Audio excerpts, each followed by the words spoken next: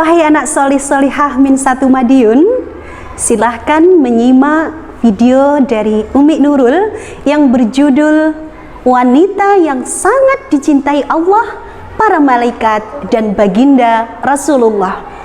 Silahkan nanti memberikan komentar berupa ringkasan. Bagi 5 komentar yang pertama dan ringkasannya masuk atau bagus akan mendapatkan sesuatu bingkisan dari Umi Nurul. Jangan lupa disimak yang baik.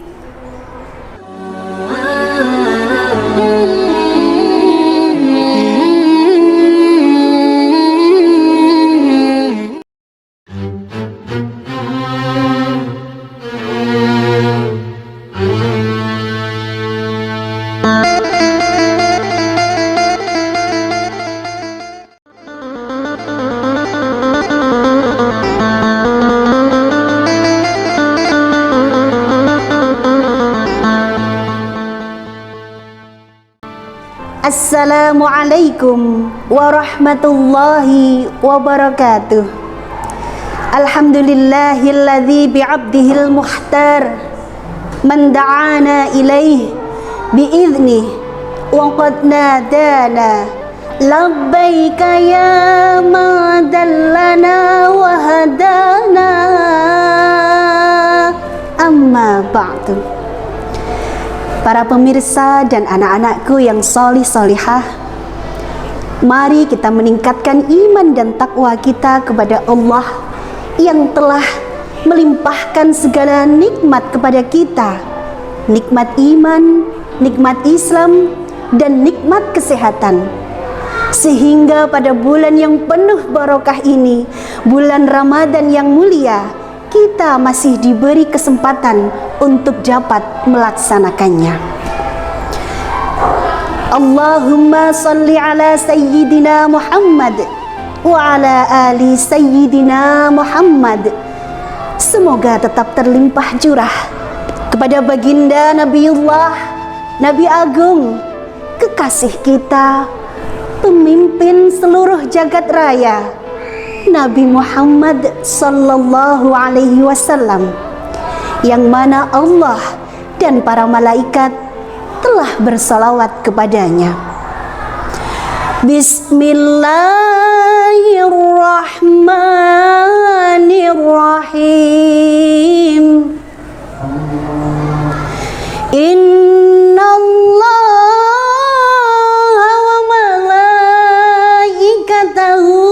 Yusalluna 'alan nabi ya ayyuhalladzina amanu sallu 'alaihi wa sallimu taslima.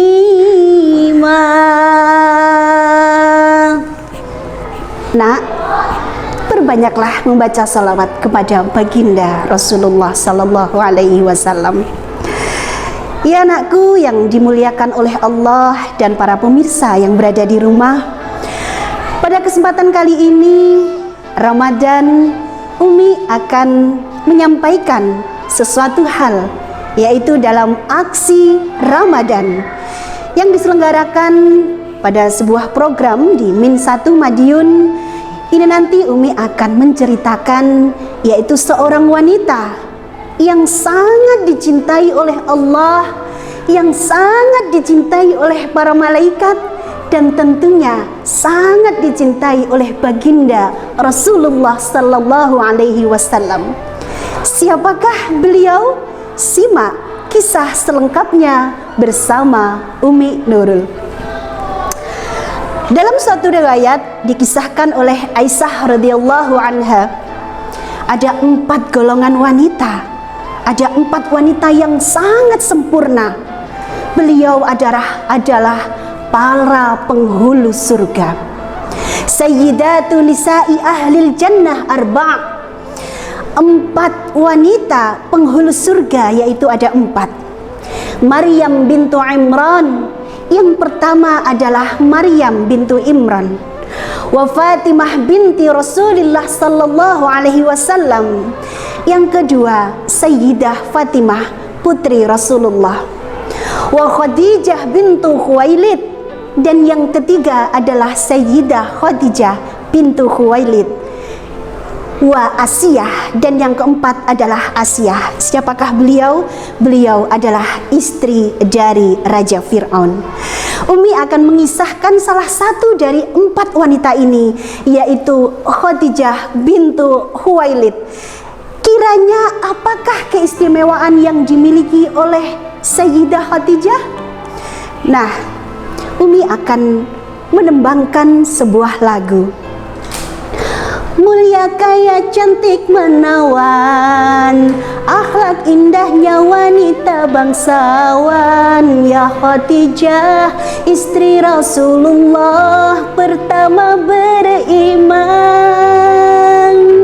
Sungguh Nabi mencintaimu hingga Allah kirimkan salam padamu. Ya Khadijah, istri Rasulullah, surga merindumu. Ya, Sayyidah Khadijah binti Khuwailid. Bagaimana profil dari Sayyidah Khadijah? Khadijah adalah putri dari Khuwailid, seorang bangsawan dari pemuka Quraisy. Beliau adalah janda yang sangat kaya raya, akhlaknya mulia, dari keluarga bangsawan. Beliau adalah orang terkaya di Mekah. Coba bayangkan, orang terkaya di Mekah. 2/3 dari kota Mekah adalah milik dari Sayyidah Khadijah. Ia adalah seorang janda yang sangat menjaga diri, wanita suci yang meninggalkan kebiasaan-kebiasaan jelek dari kebiasaan wanita Arab jahiliyah, hingga ia mendapatkan sebutan At-Tahirah. At-Tahirah adalah sebutan Sayyidah Khadijah karena ia meninggalkan kebiasaan jelek wanita jahiliyah. Beliau tidak menyembah berhala, tidak bersolek, tidak menampakkan tubuhnya. Ia juga tidak mengelilingi Ka'bah tanpa busana. Ya, tanpa busana.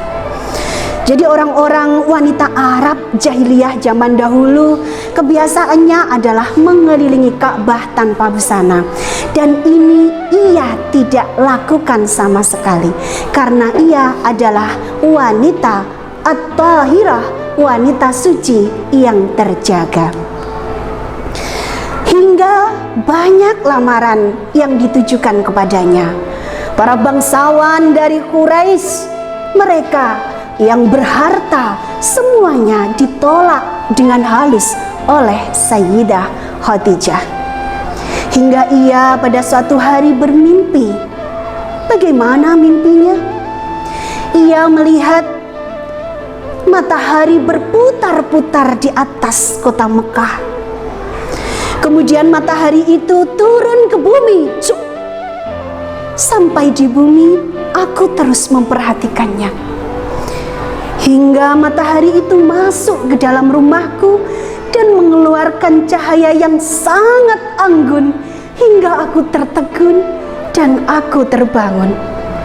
Sayyidah Khadijah terbangun. Ia terkaget. Lantas beliau menemui sepupunya yang bernama Waraqah bin Naufal. Wahai sepupuku Waraqah, semalam aku telah bermimpi. Aku melihat ada matahari berputar-putar ke kota Mekah. Ia menceritakan mimpinya hingga selesai. Waraqah pun dengan tersenyum gembira menceritakan, wahai sepupuku Khadijah, betapa beruntungnya engkau. Engkau akan mendapatkan pinangan atau lamaran dari seorang yang sangat agung, orang yang sangat mulia, orang yang mendapatkan kehormatan terus menerus. Itulah jawaban dari Waraqah bin Naufal. Hingga akhirnya Khadijah menanti kapan yang dimimpikannya ini datang. Hingga mimpi ini terjawab pada suatu festival di sekitar Ka'bah. Para wanita jahiliyah berputar-putar mengelilingi Ka'bah sambil menampakkan kemolekan tubuhnya berhias yang sangat berlebihan. Di situ Sayyidah Khadijah hanya terdiam diri dan melihatnya saja. Dan pada kesempatan itu juga ada seorang lelaki tua. Ia berteriak-teriak, "Wahai wanita-wanita, akan ada utusan dari Quraisy, utusannya Allah yang kelak akan menikahi salah satu dari kalian."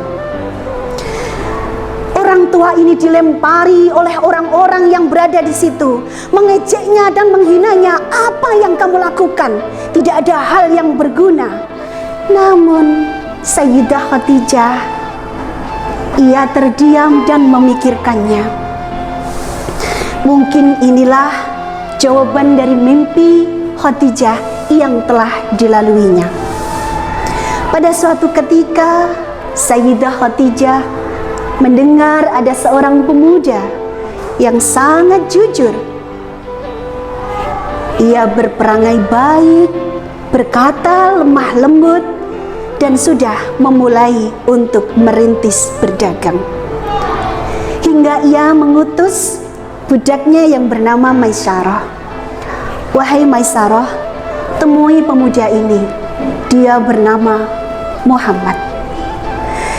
Kemudian Maisarah menemui Nabi Muhammad yang pada waktu itu belum menjadi seorang nabi. Dia diutus oleh Sayyidah Khadijah, kemudian mengutarakan niatnya, dan Muhammad setuju. Hingga akhirnya Muhammad menjadi mitra dagang yang terbaik yang dimiliki oleh Sayyidah Khadijah.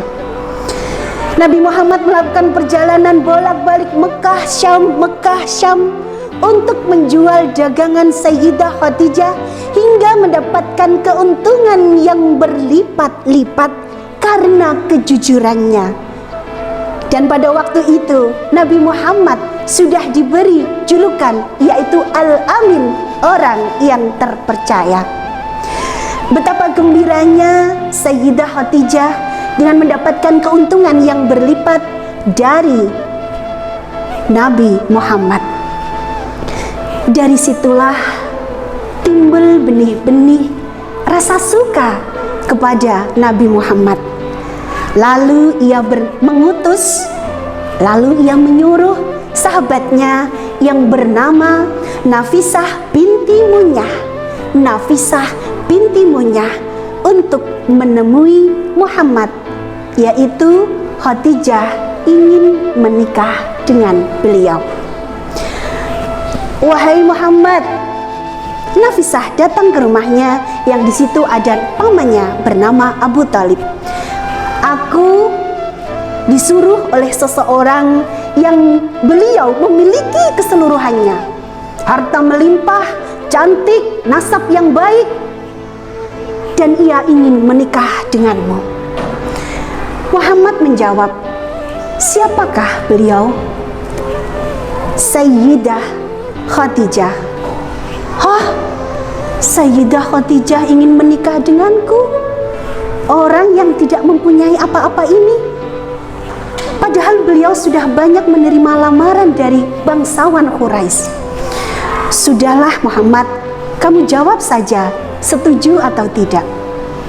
"Iya, saya setuju."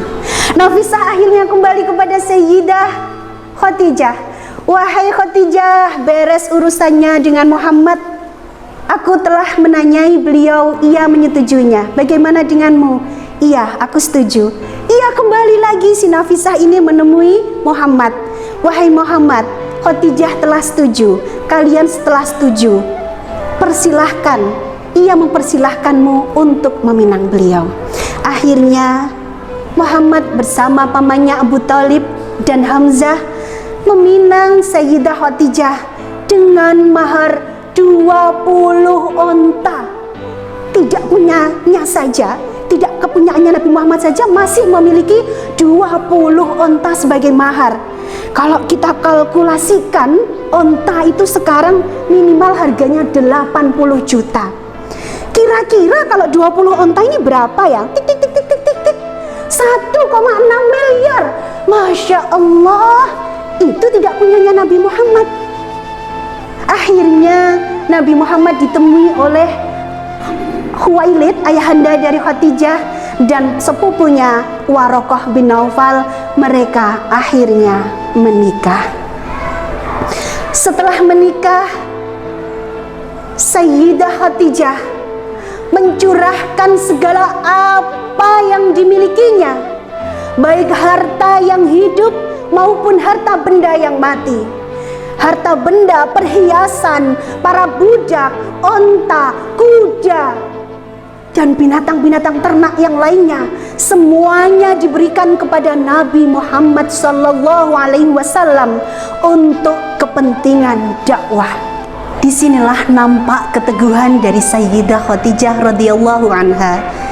Di saat baginda Nabi Muhammad menerima wahyu yang pertama di Gua Hira. Di sana Nabi Muhammad berjumpa dengan malaikat Jibril. Malaikat Jibril mengajari dengan telaten, Iqra, Iqra, Iqra, bacalah, yaitu surah Al-Alaq ayat 1 sampai 5. A'udzu billahi minasyaitonir rajim. Bismillahirrahmanirrahim. Iqra bismi rabbikal ladzi khalaq. Khalaqal insana min 'alaq. Iqra wa rabbukal akram. Alladzi 'allama bil qalam. 'Allamal insana ma lam ya'lam. Shadaqallahul 'azim. Setelah kejadian ini, Nabi Muhammad pulang dalam keadaan gemetar. Ia begitu ketakutan dan menemui istrinya Khadijah. Wahai istriku, selimutilah aku, selimutilah aku. Kemudian Sayyidah Khadijah menenangkan beliau. Tenanglah wahai suamiku, tenanglah. Tuhan semesta alam akan bersamamu. Setelah itu, Sayyidah Khadijah mencari penjelasan kepada sepupunya yang pertama kali ia tanyai tentang mimpinya, yaitu Waraqah bin Naufal. Wahai sepupuku Waraqah, suamiku baru saja bertahanus dari Gua Hira. Dia pulang dalam keadaan ketakutan. Kiranya siapakah yang menemui suamiku ini? Waraqah dengan tenang menjawab, dia adalah Namus. Dia adalah malaikat Jibril yang pernah menemui Nabi Musa di saat Nabi Musa menerima wahyu. Legalah atas jawaban sepupunya Waraqah bin Naufal. Ia kembali ke rumah menemui suaminya. Tenanglah suamiku, tenanglah, karena Sayyidah Khadijah sudah merasa tenang mendapatkan jawaban dari sepupunya Waraqah bin Naufal. Kemudian Sayyidah Khadijah adalah wanita yang sangat mulia. Tidak pernah berkata kasar sedikit pun, tidak pernah berkata dengan nada tinggi kepada suaminya. Ia selalu lemah lembut yang selalu ditunjukkan kepada Nabi Muhammad. Setiap keindahan yang tampak oleh mata hanya istri soleha, istri yang soleha, dan itu ada pada Sayyidah Khadijah. Para pemirsa dan anak-anakku yang dimuliakan Allah, pada suatu ketika malaikat Jibril menemui Nabi Muhammad. Wahai Nabiullah, di saat istrimu nanti membawakanmu makanan, katakanlah kepadanya, Allah Rabbku telah menitipkan salam kepadanya, begitupun juga aku. Masya Allah, Tuhan kita, Allah kita menitipkan salam kepada satu-satunya wanita yang sangat mulia, yaitu Sayyidah Khadijah.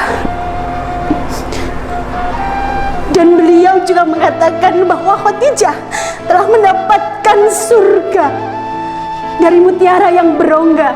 Dia tidak akan mendapati hiruk pikuk atau merasakan keletihan di dalamnya. Masya Allah, Umi terbawa situasi. Iya, itu adalah keistimewaan dari Sayyidah Khadijah radhiyallahu anha. Khadijah menggunakan seluruh hartanya untuk penyebaran Islam. Khadijah yang semula kaya menjadi jatuh miskin hingga ia tidak memiliki kain kafan di saat ia meninggal dunia. Saat itu ia meminta sorban yang biasa digunakan Rasulullah saat menerima wahyu. Wahai suamiku, di saat aku nanti akan menghembuskan nafas terakhirku menghadap Rabbku, gunakanlah sorban yang engkau gunakan untuk menerima wahyu, untuk mengkafaniku. Namun malaikat Jibril, ternyata beliau membawa sorban dari Allah untuk mengkafani Sayyidah Khadijah. Masya Allah, begitu mulianya Sayyidah Khadijah. Ia sangat dicintai oleh Allah, sangat dicintai oleh para malaikat, dan sangat dicintai baginda Nabiullah Nabi Muhammad sallallahu alaihi wasallam. Sayyidah Khadijah memiliki putra Qasim dan Abdullah, dan juga beberapa putri Fatimah, Ruqayyah, Ummu Kulsum, dan Zainab. Dan kesemuanya ini adalah putra-putri yang sangat mulia. Iya anakku, para pemirsa dan anak-anak yang soleh solehah, hikmah apa yang dapat kita petik dari kisah Sayyidah Khadijah radhiyallahu anha? Yang pertama, walaupun beliau dari keluarga bangsawan yang kaya raya, ia tidak pernah sombong. Ia selalu dermawan kepada siapa saja. Yang kedua, ia mendukung dakwah suaminya, dakwah Islam secara penuh, baik lahir batin, secara materi maupun non materi. Dan yang ketiga, patut kita contoh, beliau adalah pebisnis yang cerdas dan tekun. Dan yang terakhir adalah beliau istri yang lemah lembut dan sopan kepada suaminya. Ya anakku, demikian tadi cerita dari wanita yang sangat mulia, yang sangat dicintai oleh Allah, yang sangat dicintai oleh para malaikat, dan yang sangat dicintai oleh baginda Nabiullah Muhammad sallallahu alaihi wasallam. Semoga kita dapat mengambil hikmah dari kisah berikut yang sudah Umi ceritakan tadi. Mohon maaf atas segala kesalahan, baik dalam bersikap maupun bertutur kata. Billahi taufiq wal hidayah wal ridha wal inayah. Assalamualaikum warahmatullahi wabarakatuh.